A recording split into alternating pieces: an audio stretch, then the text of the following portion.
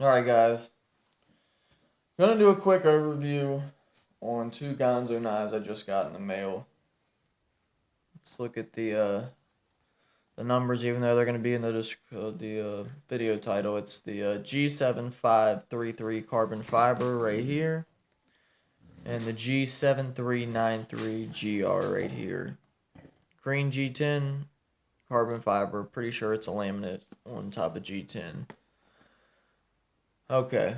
Anodized hardware, basic black hardware, Axis lock, ProTech copy, Benchmade Grittillion copy, but both have the Benchmade Axis lock copy.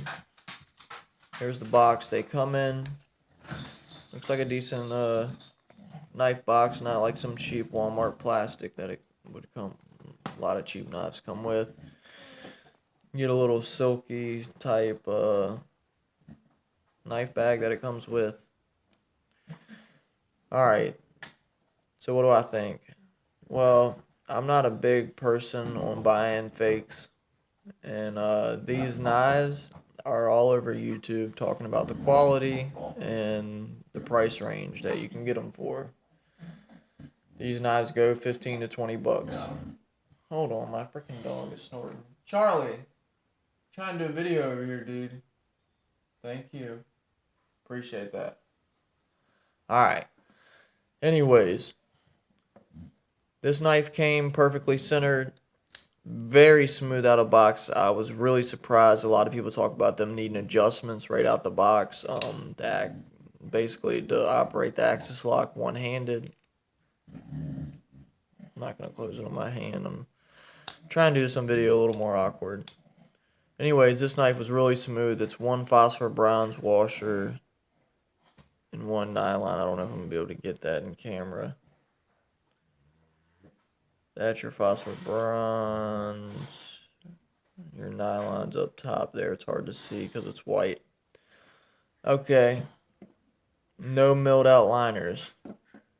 This one here. Milled out liners. Same, one phosphor bronze, one nylon. Pretty close to centered. But a lot of hype on this knife about the looks of it and the price range for $20, having the anodized hardware, the Axis lock, the ergonomics, the milled out liners. They are both shaving sharp, out of box, just like my Spydercos when I get them.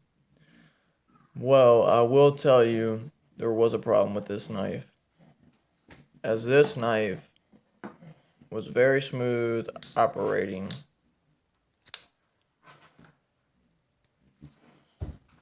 No hang-ups.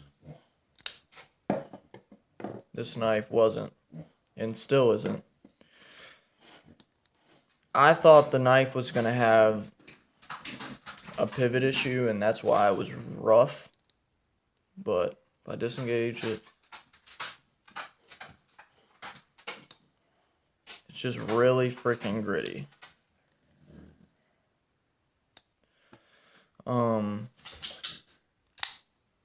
Even flicking it, it wasn't all that great to begin with.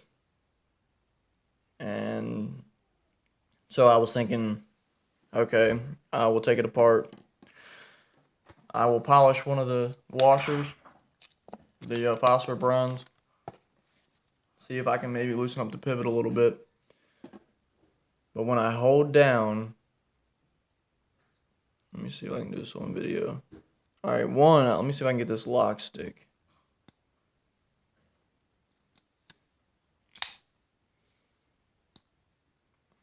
Hopefully you guys can hear that.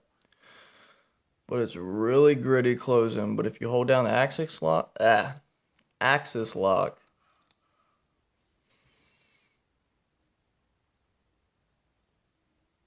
it's very smooth.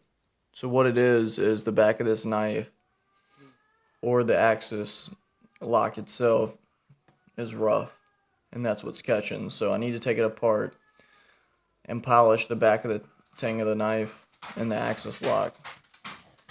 if that was already done, this knife would be basically perfect action.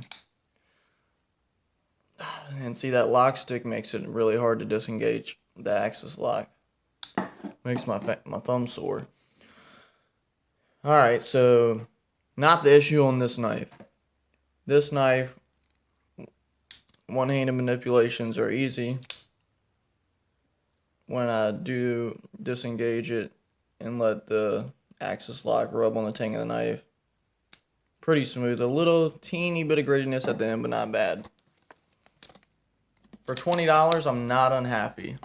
What I'll do is I'll take these apart, polish them up, and I'm sure they will be perfect. Now, only thing I'm going to polish is the back of the knife where the axis lock rides on, and the face of the axis lock that rides on the blade.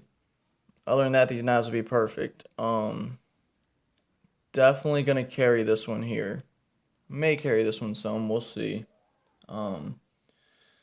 Now, hopefully this stays recording. It just said my battery's low. Just really quick though, when this knife is closed, it pushes the blade out when you pull down the axis lock. I can still do one-handed manipulations fine because right before the blade gets to the bottom, just let off. Even if it gets to that bottom and you let off, it sucks it in. So not a big issue, but I will say that issue is fixed with this one. When the knife is closed, when you pull down the axis lock, it doesn't. See how smooth that blade is? That's why I know it's not a pivot issue. It's the tang that rides on the axis lock. Now, I'm not going to carry these just yet. I'm actually going to send them out to a guy that you guys might know, Dub Glock 23.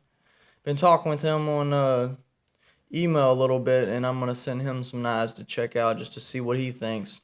Love his videos, and if you aren't subscribed to his channel, check him out. Make some awesome videos. And new Glock 26 I just got. Just got that in the background since I was going to mention Dub Glock. He's the 23, but my new 26 I got in flat dark earth.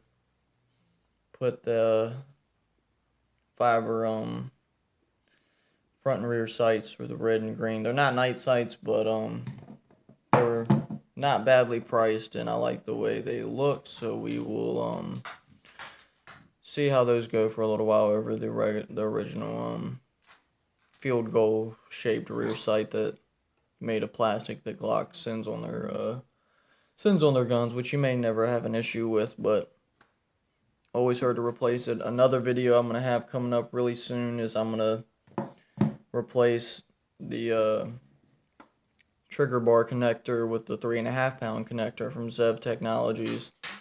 And I got a trigger scale, so we're gonna see what the stock pulls at, and then replacing just the trigger bar and see if it really gets them down to 3.5 pounds like they claim on the box. Kind of doubt it, but we'll see. I have pulled this already, and it's like 5.5 pounds, maybe 5 3/4. Doubt a trigger bar is going to take 3 pounds off, but we'll see without replacing springs, because I didn't buy the springs, I just bought the connector. Alright, but I'm going to get this video off before it gets too long. Check out Dub Glock 23. He will have these knives. I'm sure he'll do a review on them too very soon. Until next time, you guys take it easy. I'm out.